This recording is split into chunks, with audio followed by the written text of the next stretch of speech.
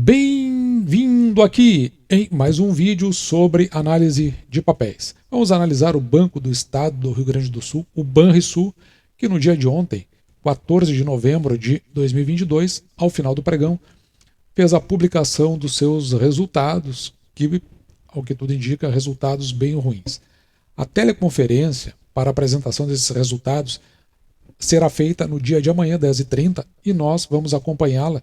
Então, por conta disso, não gostamos muito de fazer a análise sem acompanhar a teleconferência de resultados. Nós vamos fazer hoje uma análise um pouquinho mais resumida e amanhã uma mais completa, mas voltada muito mais para a sessão de perguntas e respostas, porque é justamente nessa sessão que muitas questões são levantadas e que nem sempre ficam em acordo com a harmonia de uma apresentação que, no caso, só tem o lado da companhia. Aqui especificamente falando do Banco do Estado do Rio Grande do Sul.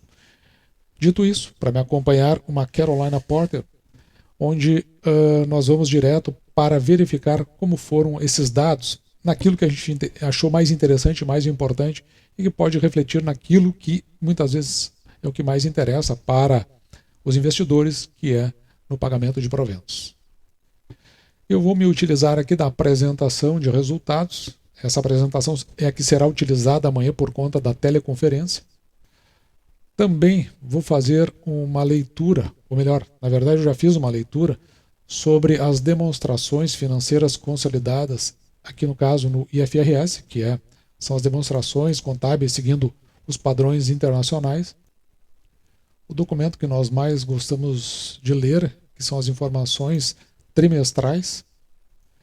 E por fim, vamos dar uma olhada nas demonstrações financeiras, aqui seguindo os padrões que geralmente são aceitos aqui no Brasil. Sem avançar muito nos detalhes, vamos pegar os pontos que mais chamaram a atenção. Um deles está aqui vinculado com o índice de inadimplência. Nesse quesito, o Banco do Estado do Rio Grande do Sul vai muito bem.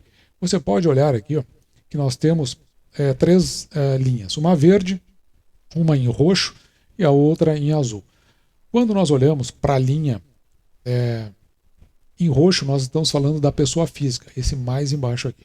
Quando nós falamos na linha verde, estamos falando da pessoa jurídica e os somatórios dos dois nos dá a linha azul. E veja que todos eles, no índice de inadimplência, estão em 1,6. E note que essa é inadimplência de 90 dias para cima. Se nós compararmos com outros bancos que nós vimos aqui, como por exemplo o Santander e o Bradesco, a gente pode ver que o Banrisul está muito abaixo, um indicativo de que a carteira do banco ela é muito saudável, mas ao mesmo tempo ela é muito conservadora. Ou seja, é uma garantia que o banco tem dentro dos créditos que o banco faz, de que ela terá o retorno no pagamento desses créditos. Por outro lado, veja que o índice de cobertura também bem consistente, 325%. Um indicativo de que, se por um lado o banco tem uma carteira segura, por outro ele tem como cobrir para o caso de uma inadimplência elevada, sendo que a inadimplência do banco é muito baixa, muito abaixo do mercado no geral. Algo que nos chama a atenção do ponto de vista de como está sendo tratado e cuidado essa questão. Um aspecto que nos chama a atenção, e aqui eu considero do ponto de vista negativo, é exatamente aqui na questão da gestão de pessoas. Nós pegarmos esta parte que eu vou marcar para você aqui, em vermelho neste retângulo, veja que é o programa de desligamento voluntário. O que aconteceu nesse programa? Houve a adesão de 511 empregados. E isto, segundo o banco, gerará uma economia de 116,9 milhões anuais.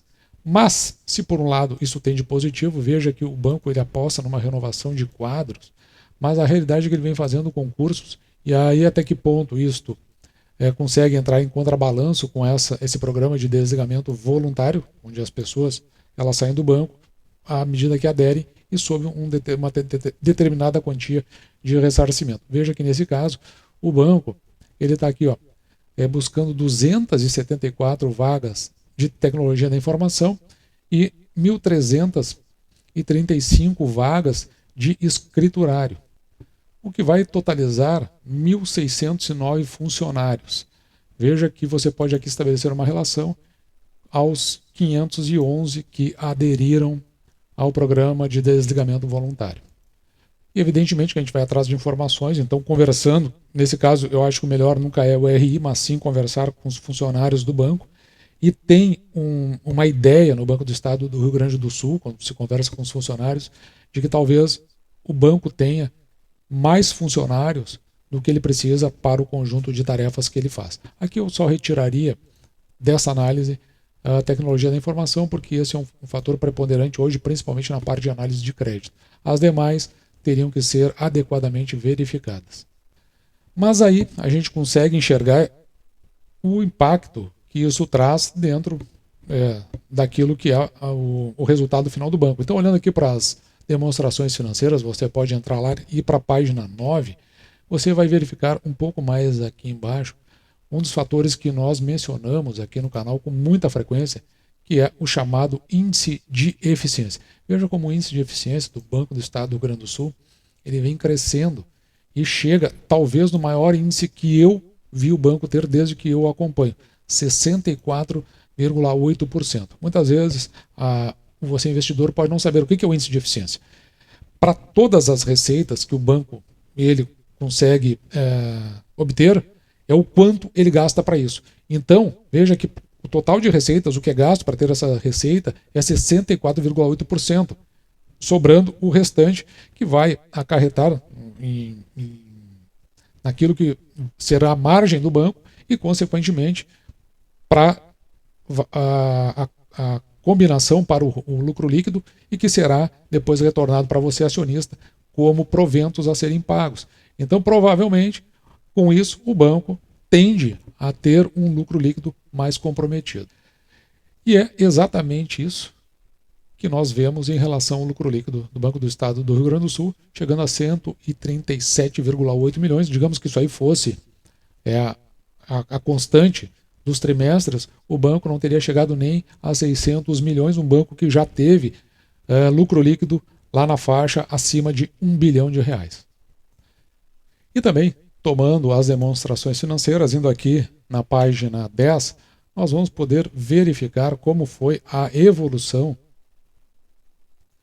Eu disse página 10, mas eu quero corrigir, é na página 1.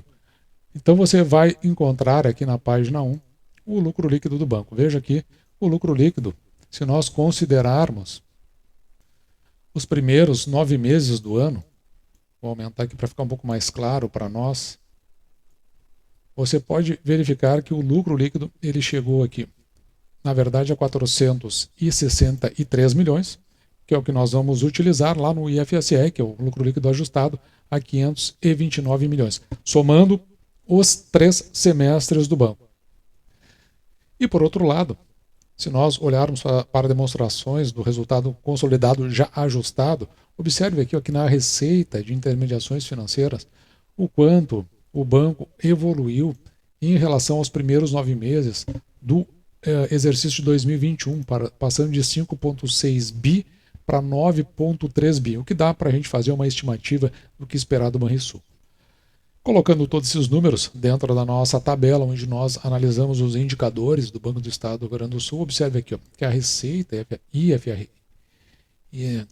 a receita das intermediações financeiras em relação a 2021, que estava aqui em 8,2 bilhões, agora nós podemos chegar a 12,4. Um crescimento desde 2017, é a primeira vez que eu vejo crescer a receita, em 4,6% em média ao ano. Se nós olharmos para o lucro líquido, que aqui está o tendão de Aquiles, dessa estrutura toda, ele sai aqui dos 948 milhões, e foi no exercício de 2021, descendo aqui na nossa expectativa para 618, isso, claro, estimando com base nos primeiros 9 meses, sendo que no último quadrimestre é quando, por conta, principalmente das festas natalinas, e não havendo resquício de um processo recessivo, que me parece, por enquanto, não está acontecendo. Então, a nossa estimativa, muito conservadora, em 618 milhões, uma queda bastante considerável. Com isso, veja que o banco teria condições, e aqui nós temos que computar que normalmente ele ainda faz uma entrega de proventos no final do exercício, podendo chegar aqui a 76 centavos. Com esses 76 centavos, o nosso preço teto ficaria aqui em R$ 15,89, sendo que a média que o banco entrega em termos de proventos é de 89 centavos, que daria um preço teto aqui de R$ 14,90. E o que é o preço teto? É o conjunto de proventos, né, a média, ou os proventos pagos no ano, divididos por 6%. Porque 6% é o mínimo que nós aceitamos receber em proventos pelo valor que pagamos pela ação. Até o presente momento, o Banco do Estado do Rio Grande do Sul pagou 85 centavos. Então ele está dentro da média e acima até daquilo que a gente coloca como projeção. De forma que a gente até pode pensar no que o banco poderia ainda entregar em termos de proventos ao final do exercício de 2022. Pois olhando para o histórico do banco, você verá que ao final do exercício ele costuma fazer pagamentos aqui em torno de 10 a 20 centavos. Então não é nada de se exagerar, um novo pagamento é em torno de 10 centavos no final do exercício, lá pelo último dia do ano, que talvez o banco anuncie amanhã por conta da sua teleconferência de resultados. Mas eu acho que a questão aqui que mais chama a atenção é exatamente o índice de eficiência do banco, que é muito ruim. Um banco anda de lado, ele é seguro por um lado, mas ele tem essa questão, mas a gente pode entendê-lo como um pagador de proventos que vem aí obtendo lucro. O banco não passa por dificuldades, é só uma questão de má gestão, e talvez amanhã até dê espaço para a gente falar um pouco sobre a remuneração dos seus diretores. Então, a nossa estimativa é essa aí, de 10 a 20 centavos para o final do exercício, mas é uma estimativa nada segura, principalmente por conta desses resultados. Vamos ver amanhã o que o banco tem a dizer por conta da sua teleconferência de resultados. Então assim é o vídeo de hoje, um primeiro vídeo sobre Banrisul, que nós deixamos aí para você fazer sua análise com relação, se você é acionista ou já pensou em entrar no banco, ou até se já pensou em desfazer sua posição, que você pode tomar a sua melhor decisão. Então, vamos ficando por aqui, me despedindo de você e deixando, como sempre, o meu grande abraço.